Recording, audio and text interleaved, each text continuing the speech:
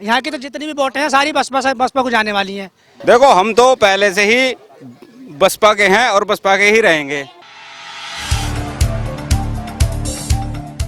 TV media वाले शहर में सारा ओपिनियन पोल कर रहे हैं और जान रहे हैं लोगों से कि क्या उनका चुनावी मूड है। हमने बहुत सारे गांवों में लगातार लोगों से बातचीत करी और पहले चरण का जो मतदान वो 11 अप्रैल को जो होने जा रहा है उसके बारे में लोगों से जानकारी बटोरी। इस बार हम गांव से बाहर निकल के शहर की तरफ आए हैं। मेरठ दक्षिण ये विधानसभा है और जगह का नाम कालियागढ़ी है।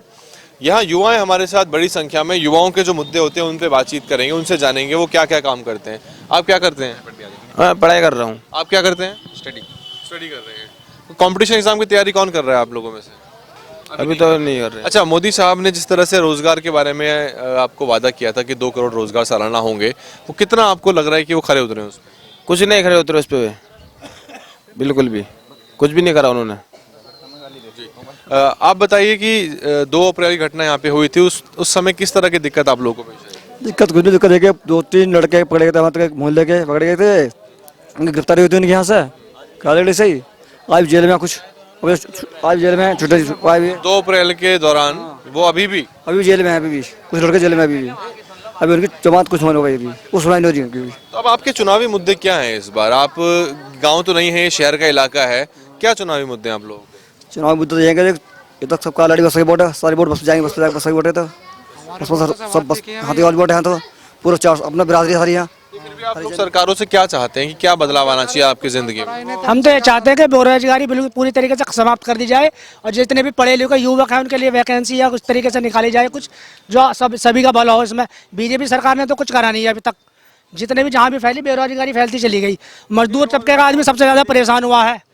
यहाँ की तो जितनी भी वोटें हैं सारी बसपा को जाने वाली हैं। मैं वाल्मीकि समाज का हूँ, विक्रम नाम है मेरा, मैं भी बसपा को देने वाला हूँ वोट। बीजेपी सरकार ने तो बिल्कुल नाश कर दिया, बेड़ा गर्क कर दिया यहाँ का बिल्कुल सारा।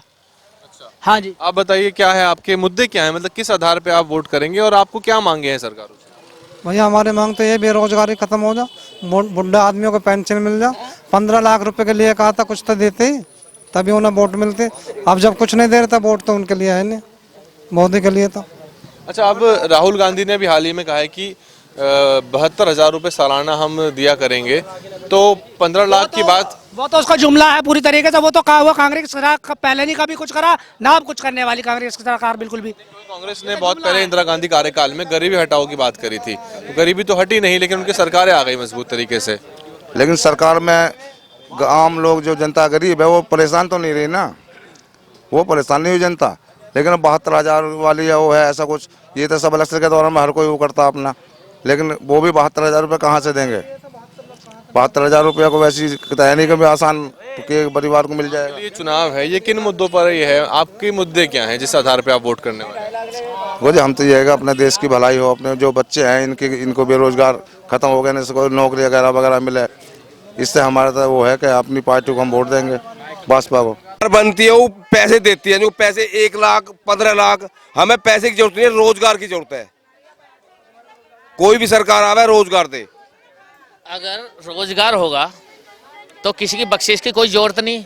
जो बच्चे हैं, जो नौजवान हैं, जब उन्हें रोजगार मिल जाएगा किसी की कोई जरूरत नहीं, ना तो फ्री के कनेक्शन की, ना किसी के पैसे की जरूरत। जब वो बच्चा सक्षम होगा अपने परिवार को खुद चला लेगा, उसमें किसी की कोई जरूरत नहीं है। किसी भी क्षेत्र में, चाहे बिजली का कनेक्शन हो, चाहे गैस का हो, चाहे कुछ भी है, या ये 77-72 हजार रुपये वाला सिस्टम चला है, किसी की जरूरत नहीं। रोजगार दे वो बच्चों को, जो पढ़े लिखे हैं वो तो अपने आप सक्षम हो जाएंगे। सबसे पहले तो रोजगार ही हमें चाहिए। हमें पकौड़े नहीं, हमें रोजगार चाहिए। ना हमें 15 लाख चाहिए, ना 72,000 चाहिए, हमें वैकेंसी चाहिए, रोजगार चाहिए। क्योंकि हमारे सबसे ज़्यादा हमारी कास्ट का युवा, जिसे अच्छे नंबर लाने के बाद भी वैकेंसी नहीं जाती है, क्योंकि कास्ट देखते हैं, कहते हैं कि SC समुदाय का है, इसको बाहर निकालिए और सुवर्णों को सबसे पहले दीजिए। अभी मोदी जी ने 10% आरक्षण दिया है, किस मुद्दे से दिया उन्होंने? चुनावी मुद्दा देख के दिया है ना।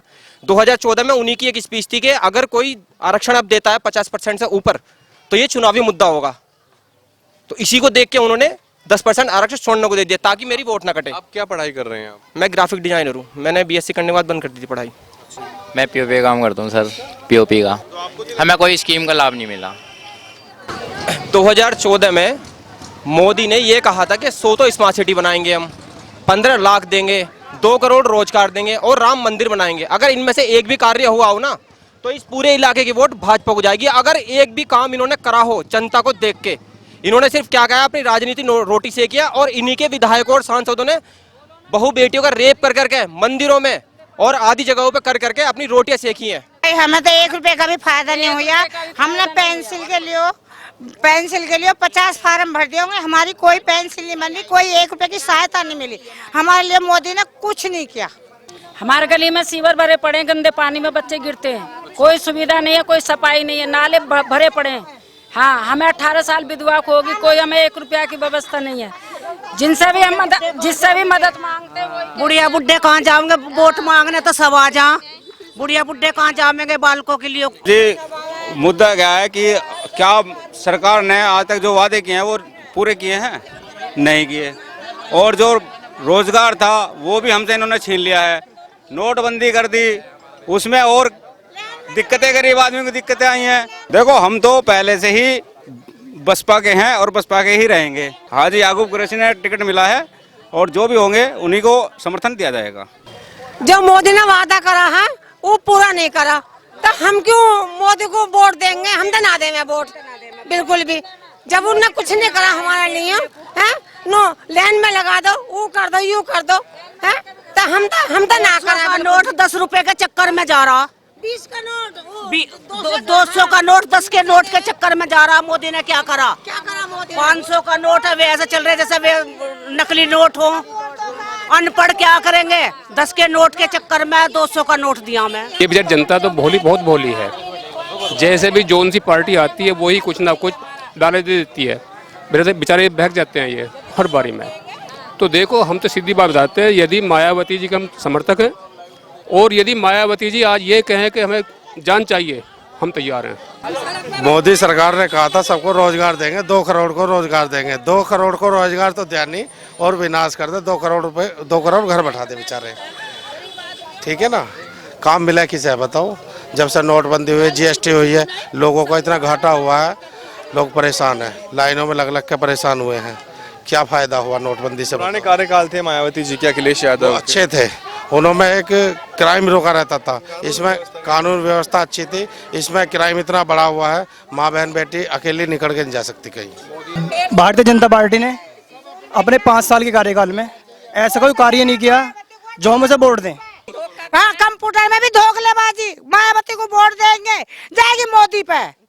जा देंगे वोट किसी और को, जाएगी मोदी पे। सारा उसमें भी घोटाला करा उसने, पक्का डकैत मोदी। हाँ, कंप्यूटर में हमें नो है ना, मशीन चल रही है, मशीन से हो रहा है। मायावती को वोट जा रही, मायावती को किसी की वोट ना जाती, सब जाती है मोदी पे। यहाँ इस कालियागढ़ी के क्षेत्र में हम आए, यहाँ पे 2-3 चीजें हमारे समझ में आई। वो तो ये कि जो यहाँ के जो पुरुष हैं, किसी भी क्षेत्र के पुरुष हैं, उनके मुकाबले जो महिलाएं होती हैं वो अपने दिल की बात ज्यादा खुल के कहती हैं।